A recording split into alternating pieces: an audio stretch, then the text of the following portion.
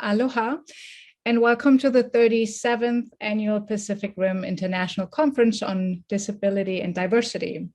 Our theme this year is Mobilize for Action. And we encourage you to put into motion the insights from today's session and from the whole day that you are experiencing. My name is Nicole Schlag. I will be your session discussant for this session that's titled Jobs Now Partnership, Family Engagement Transition Toolkit, and it's going to be presented by Andrea Alexander and Xuan Chin, who unfortunately is not going to join us today. They both work for the Jobs Now Partnership Project that is affiliated with the Center on Disability Studies at the University of Hawaii. We were providing ASL interpretation today, and Jason Allen and Kim Duncan are helping with that.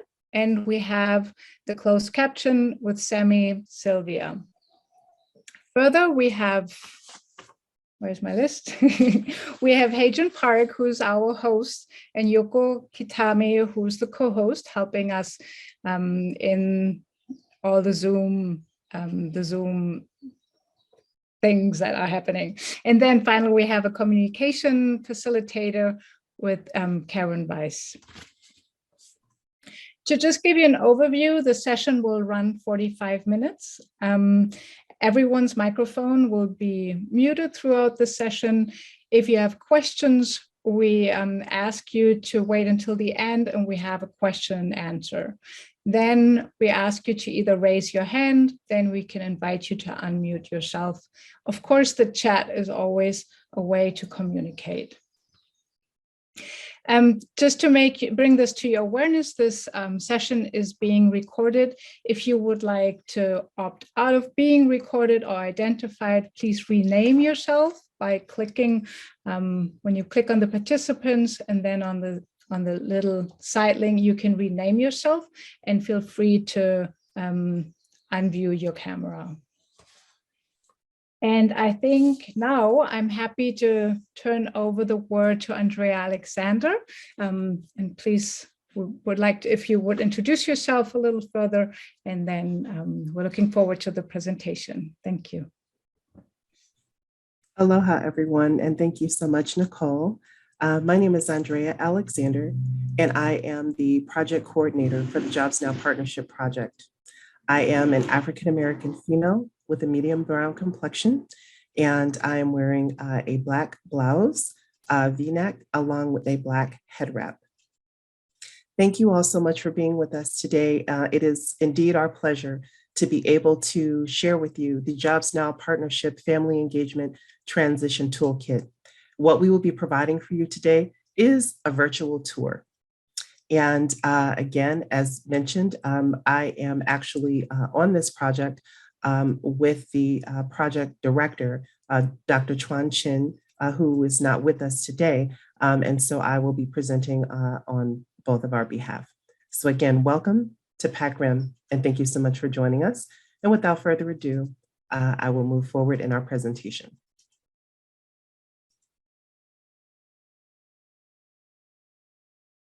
And so with the first slide, I would like to just kind of give a project overview of the Jobs Now Partnership project, which ran from September 2016 to August 2021. So it was a 5-year project, and it was actually funded by the U.S. Administration for Community Living.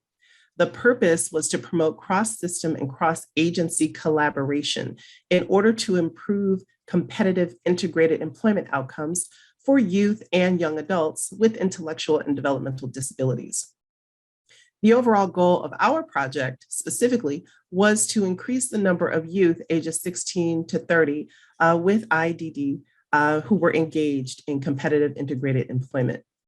And the primary outcome for our project was for us to recommend and implement a sustainable plan or legislation that would assist in removing statewide structural, functional, and financial barriers that often impede competitive employment opportunities for youth.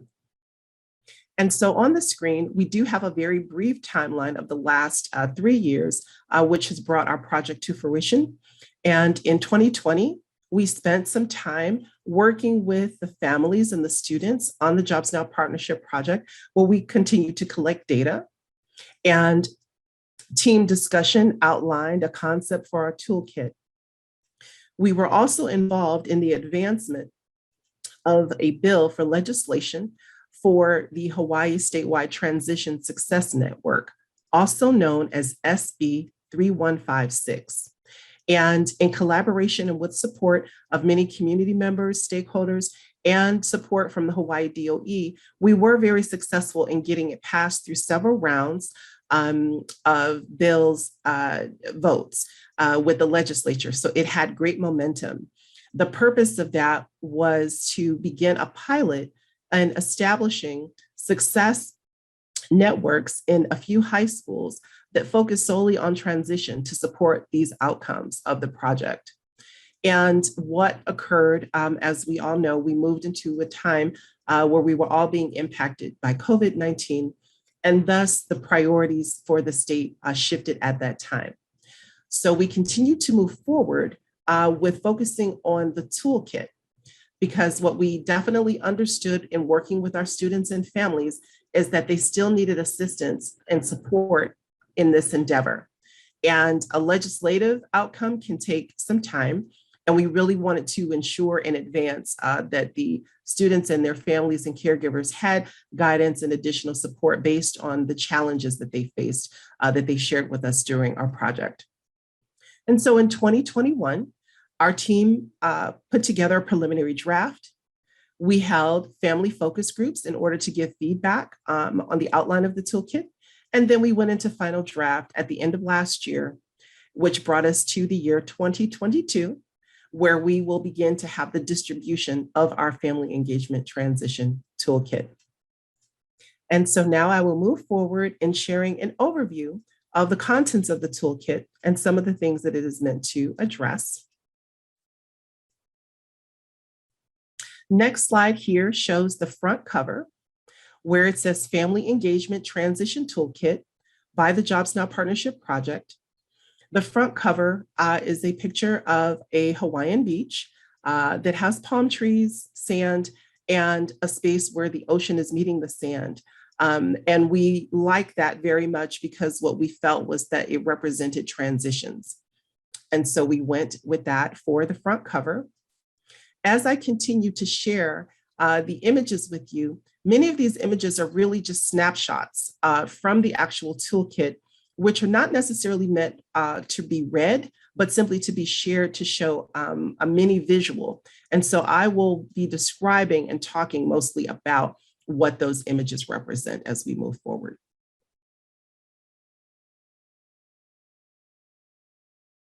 In our next slide presented here, we have snapshots of the first pages of the transition toolkit that feature a citation and copyright page, a table of contents, a message to students, and an introduction.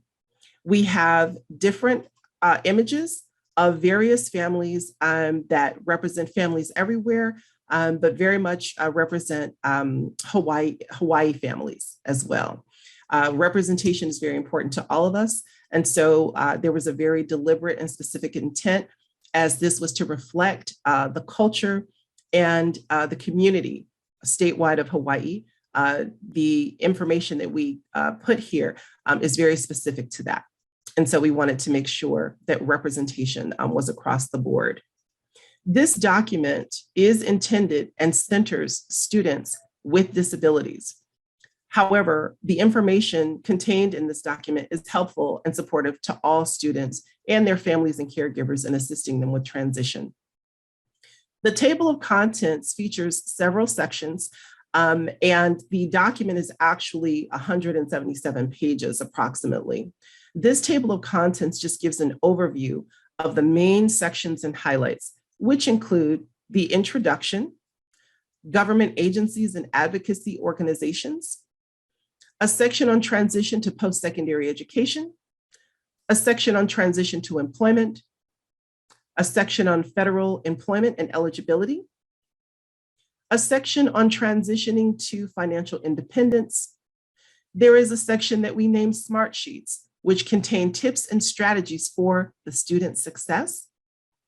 We have Appendix A, which has some documents focused on education, Appendix B, which has documents that are focused on employment, and the final section contains a glossary and compiled resources. This document was specifically designed especially for emerging young adults with disabilities to utilize as a resource to support the course of transition planning for post-secondary education and employment.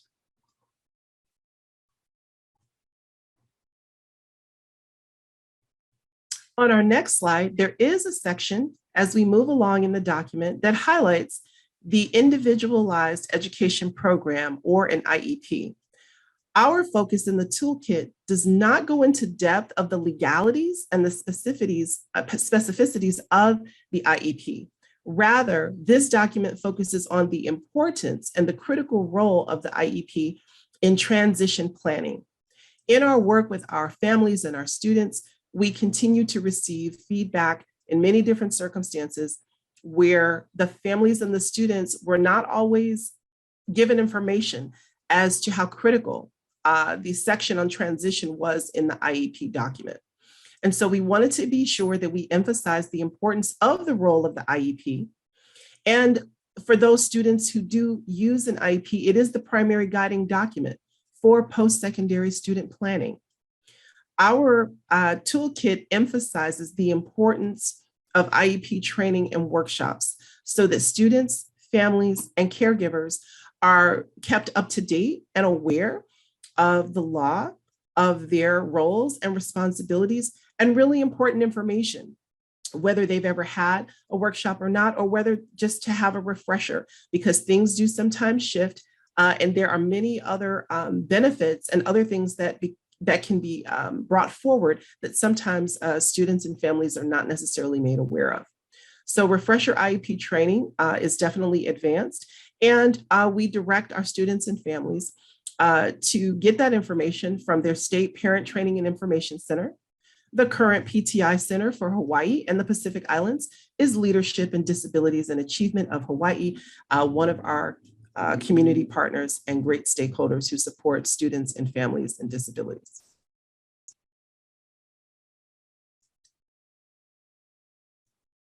In the next slide, we show here a section talking about SMART strategies. There is an important document that is available independently under the Hawaii Family Engagement Center website called SMART Strategies, Centering Your Child in the IEP Process, and it focuses on 7 tips for success.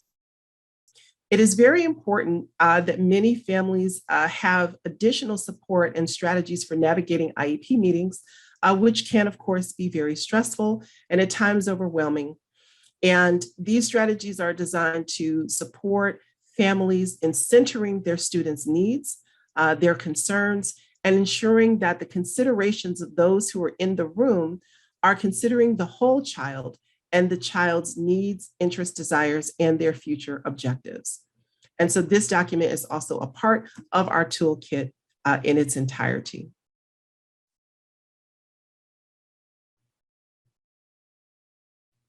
In our next section, it focuses, as referenced earlier, on agencies and advocacy.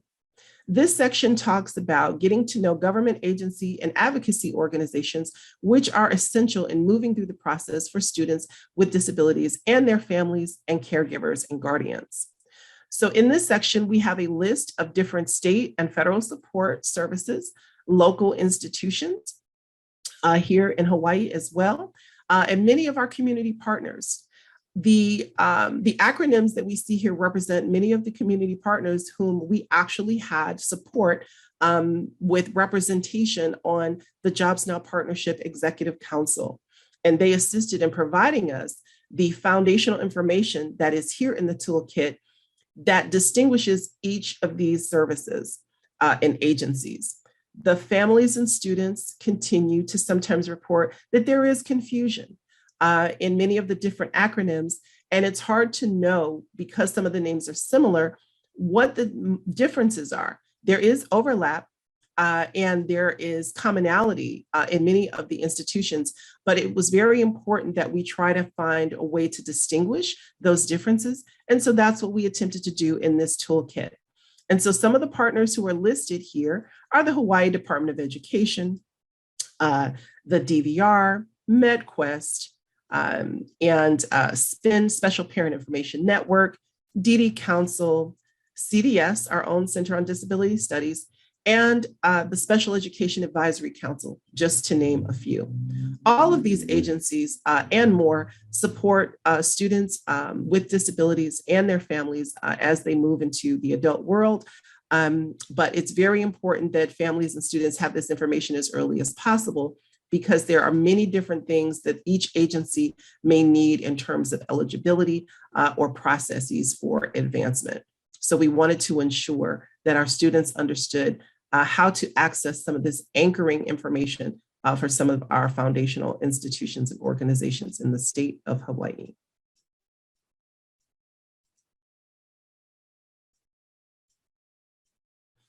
In our next slide, we talk about the section on transition to post-secondary education. The pages here that are featured feature students who are enjoying one another's company, two female students who are laughing on what looks like a campus, and another picture featuring 4 students of diverse ethnicities having a conversation seated. And this section actually supports students in beginning to evaluate their planning and preparation for transitioning to post-secondary education, how to make that decision, and the things that they must consider.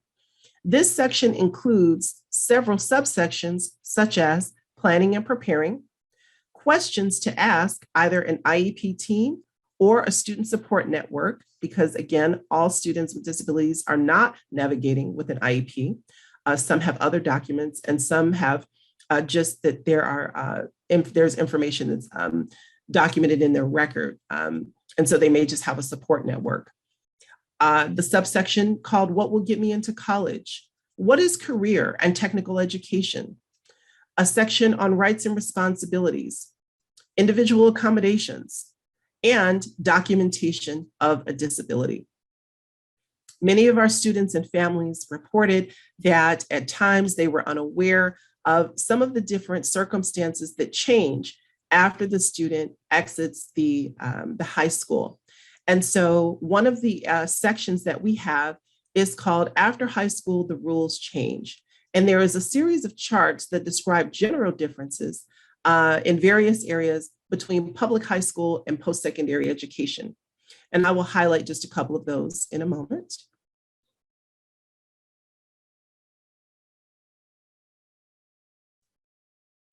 And so here on this slide, referencing post-secondary guidance, there's just a snapshot of some of the documents that are listed there. And I will draw everyone's attention primarily to the section where we talk about the charts that highlight the difference between high school and post-secondary. There are many more, but the one that's featured here is about laws and responsibility. And so what we will do is highlight, for example, again, the differences that students and families, it's very essential that they are aware of how things change after high school. So for instance, students in high school, they receive special education and related services to address needs based on identified disability. However, in a post-secondary setting, formal special education services are in fact not available. Another example is that school attendance is mandatory for students ages 6 through 18, but in a post-secondary environment, students decide to attend and they pay tuition per class. Another example that often came up in our discussions with our families who were part of the project was that the students' needs that they receive on the IEP are addressed by program support and school personnel. However, when the student is actually in a post-secondary setting, there is no formal program support from that school personnel. Colleges and universities do not provide such things as personal care or support personnel. So it's very important that the students and the families are aware of documentation of a disability and what may be required for the students in moving through that process. So these are just some of the things that are featured at that section in the toolkit, because it's one of the things that we continue to find was that the students and their families repeatedly explained that there were many times that there was information that they simply just were not aware of and was not shared with them on how the situation changes when the student moves from high school into a post-secondary setting or a job setting. We also have a document regarding questions the students should ask their IEP team members or their support network. In discussing how they can develop self-advocacy skills, there is a list of suggestions where the student can practice with a teacher or a counselor. They can find ways to communicate their strengths and their challenges. They can explain different strategies and assistive technology that has supported them in learning best. And there are other recommendations for how they can approach instructors at the beginning of the course to determine what accommodations they may best need. We also have another section, and again, there are many more. These are just some snapshots called the Scoop, questions to ponder when thinking about college. Students may ask themselves why they want to go to college. What are their career goals? What would they like to major in? And when they're engaging with staff from disability resource centers, they may ask these important questions. The staff from those facilities may often interview the students and want to know, how does their disability affect their academic performance? How and what ways do they normally use to compensate for their disability? What assistance, accommodations, or technology did they receive in high school that were very effective in supporting them? And so also there are ways that the students, again, can have these discussions with their families, their caregivers, their guardians. And so we do have a lot of post-secondary guidance that is in this document. These are just some of the highlights that are featured here.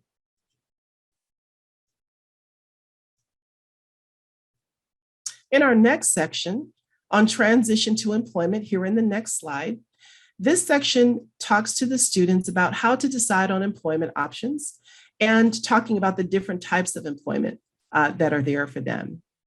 And so in this section, there are subsections discussing how the students can decide on those options.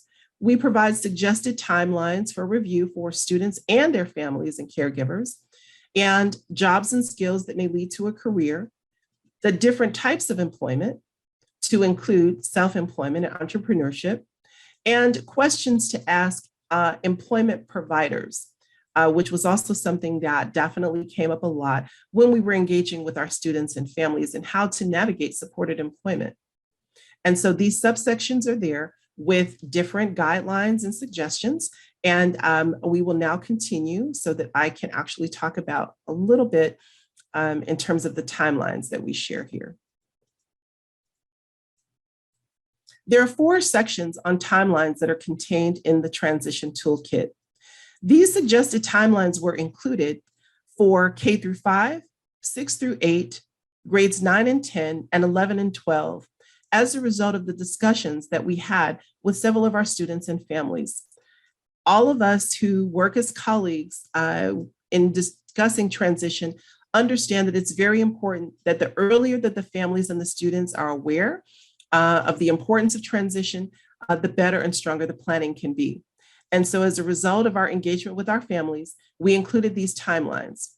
These timelines are flexible and are intended as suggestions only, and they may be used as a general guideline for planning purposes. We encourage the family and the student to consult with their IEP team, the student support system, or extended family members to determine the options that best meet student needs and match student interest.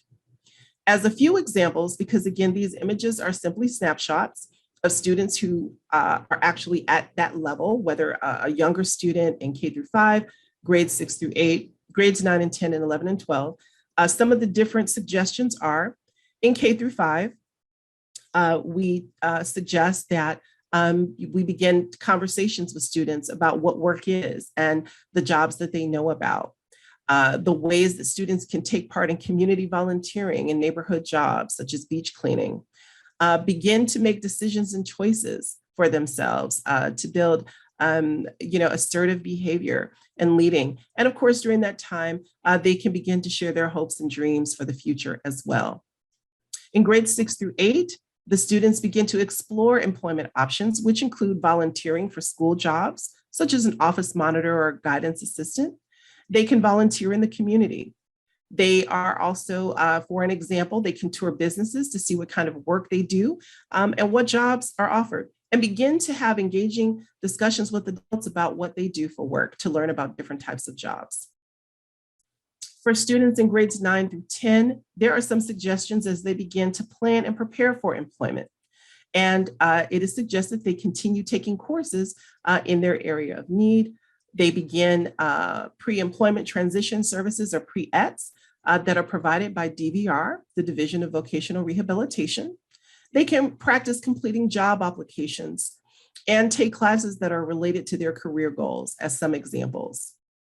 And for students in grades 11 through 12, they are now exploring employment and career options, and they are encouraged to re-examine their needs and their preferences and interests. They can learn about education and training requirements for the careers area that they have of interest. They can begin to develop transportation strategies. Some students may acquire a driver's license or independent travel skills, learning about public or paratransit with or without attendance as needed. So these are just some of the examples that are provided as suggestions, again, that are very flexible and always fundamentally to be decided by the student and their families and caregivers and guardians.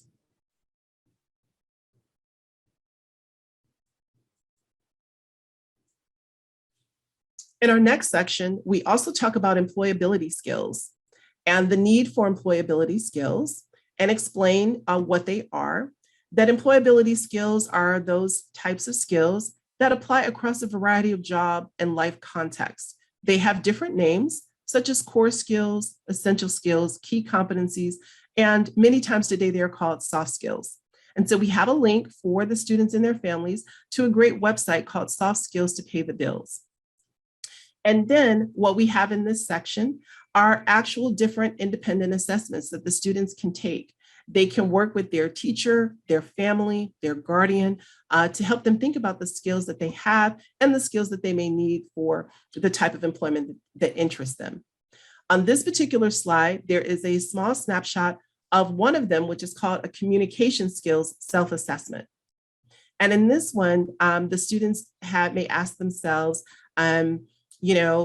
about their skills about reading and following directions, putting things in alphabetical order, filling out forms, typing and keyboarding, and other such things. Each of these independent self-assessments that the students have 4 sections. They have a box that they can check that says, yes, I have this skill. The next box is, I need to work on this skill. The third is, I do not need this skill and why, so that they can kind of evaluate that. And then there's also a very important box for reflection called how others see me, because in our conversations with our students and families, we found that it was very important to sometimes engage with others about the student's performance. And this is a way for the student to be able to ask other persons who are very important to them or have had the opportunity to observe them in different situations, how they see them, because having that feedback is very important for reflection and building those skills.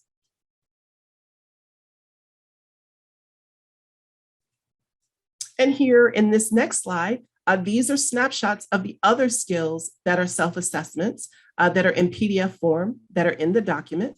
There is one for business skills, one for number skills, a document for people skills, self-assessment for self-management skills, and then another document for social skills social skills self-assessment.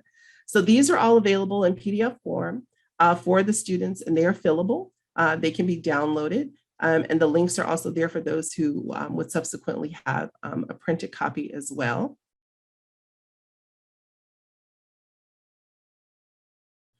In the next section of the document, there is information on federal employment and eligibility.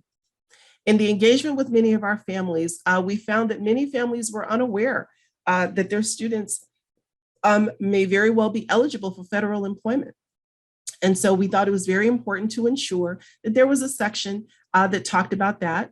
One section talks about selective service and the importance of its registration, that it is required by law. And it talks about the eligibility and the benefits, as well as the consequences for not registering. This is very important. And sometimes we find that students and families were not always aware of this because it can impact young male students in their endeavors to qualify for certain types of grants or other special programs if they are not registered for selective service. So we really found that it was very important to include that. And then we talk a lot about federal job opportunities. This information is imported from the federal government, USA Jobs, and it talks about Schedule A, which is an announcement specifically calling for persons with disabilities and the type of documentation that is needed.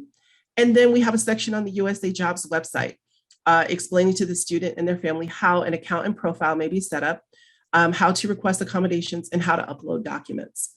So just basic guidance that comes from the federal website, but very important to make it known as soon and as early as possible to the students and the families that these type of opportunities are available to the students.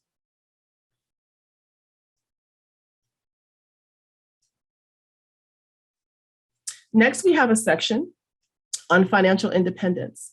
And this section, we were supported by CDS colleagues who were most wonderful, who focus on providing an overview to students and families about financial independence. This section talks about Social Security and Ticket to Work, two very important things that may impact students with disabilities and their families. Many families express a great deal of concern about the impact to benefits if the student does actually seek employment. And so in order to provide basic information and guidance, we worked with our colleagues to include a section here that gives fundamental information and who they can reach out to for additional information.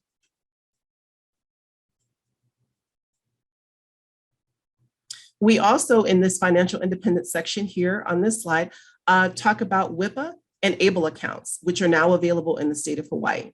So these areas give an overview of work incentives planning and assistance, also known as WIPA, and who is eligible, and also the discussion about achieving a better life experience, also known as ABLE accounts, and the need for the ABLE account, how they can provide special tax advantages. It talks about eligibility and clarifications that are required should one seek to establish an account. Finally, towards the end of the document, there is an Appendix A, and in that education section, there is a post-secondary education exploration worksheet that a student can use independently or with their family, support, staff, and caregivers to evaluate a college or a university that they are considering. And they can evaluate the character and setting, the admission requirements of different schools, and very importantly, there's a checklist for evaluating that school and the types of services they have for students with disabilities.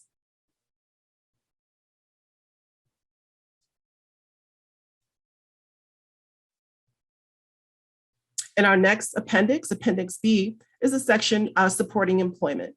And in this section, we have several documents. There's just a snapshot here of a career plan where the student can document what they would like to do when they complete high school, what type of job they may be looking for, the amount of money they'd like to make, and other things that they can plan from that.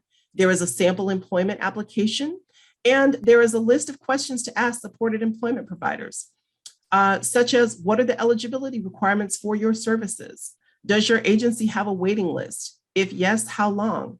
They can ask what services does this agency provide, specifying the type, and are the services time limited? Are there ways that the agency and schools can work together to ensure a smooth transition? And if the student needs job accommodation or assistive technology, asking that supported employment provider, do you provide these services? So these are just some examples of some of the material in the appendices. And then finally, there is a glossary at the end that definitely focuses on many of the abbreviations and terms that are very common to students who are navigating these spaces with their families. This is just a glossary of some of the most common ones. And we have a snapshot here, for instance, 504, ABLE, ADA, DHS, DDC, and many, many more. So there is a glossary there. And then there's a section on compiled resources that focus on institutions and groups that are here in Hawaii for the students and their families to be able to utilize and support them in transition or for any other needs that they may have. Those sections under compiled resources are highlighted here.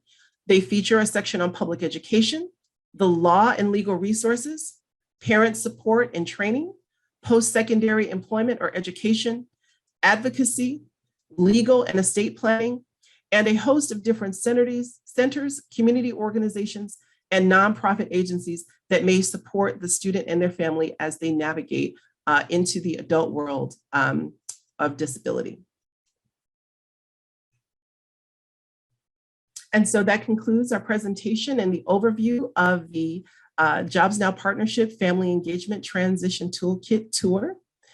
We thank you so much for attending. And so with that, I would be very happy to go ahead and answer any questions that you have. We look forward to working with you. Thank you so much, Andrea, for this presentation, very straightforward, showing us how to use the toolkit. We did put the link to the toolkit in the chat, and we will do that one more time just now. So please, anybody, if you have any comments, any questions, please raise your hand or unmute yourself or just put it in the chat. I know one common question that I heard from before, is there a hard copy availability for the toolkit? Yes, so there are, we do have some copies that have been printed, and we do have a limited availability of them. And so for what we are trying to do is organize the situation to put them directly in the hands of the students and the families that need them. So they are the priority. We have set some copies aside for transition counselors and others who work with students with disabilities. And so some people have actually already emailed us and requested, and some are being mailed out this week. But there are hard copies available. Anyone who would like one can reach out as long as we have them. And we will be happy to find a way to go ahead and ship it to them as well. And with that, I should probably also answer that we are in the process of translating the toolkit into Tagalog and Ilocano. And so that will be forthcoming at a future time. And we also, very wonderfully by our colleagues at DD Council, have been provided with just a few Braille version copies as well for those who may require them. Okay. Thank you. And I think we just have the link to the toolkit, and that is also the Jobs Now, the Jobs Now website, and there is the link to contact you. Yeah. Sure. Yes. Do we have any other questions?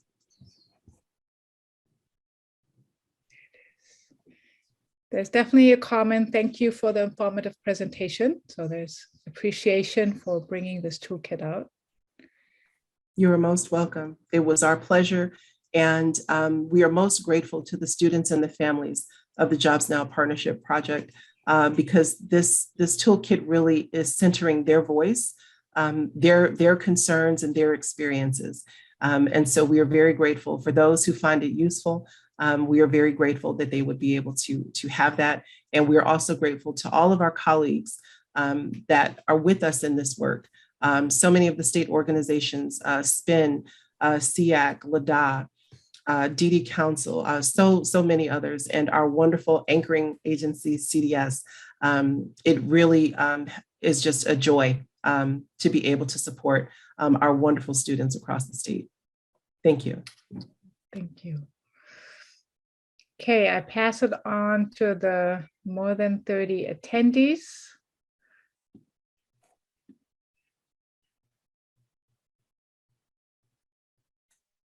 Okay. Well, there are two ways. It's a very straightforward toolkit, and it was a very straightforward presentation. And I think we were looking forward to really have that documented for help and assistance. So thank you so much. Okay, with that, was there somebody? No, I said thank you. Oh, you're welcome. Okay, with that being said, on behalf of PacRim Conference, and I think I can speak for the attendees here, thank you so much, Andrea. I know you put a lot of heart into this as well, and also to give us the notice of this toolkit and presenting it here. Thank you so much. So please feel free to check out the toolkit, contact Andrea Alexander. And then also, we would like to remind all the participants that we do have a virtual meeting space and a virtual help desk that are open throughout our meetings throughout the conference. So please join us on our virtual meeting space that are referred to as CVent. So meet there, meet friends, make new contacts, and let us know about your questions and how we can support you. And with that being said, yes, and thank you so much, Andrea Alexander, for putting your contact information there. And if the link to the tool could be shared in the chat one more time.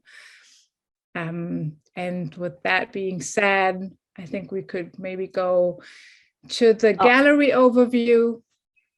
And if anybody, feel free to maybe make your video shown, and then we can say goodbye to everybody. And thank you for. Can we take a group shot of the team? Group photo.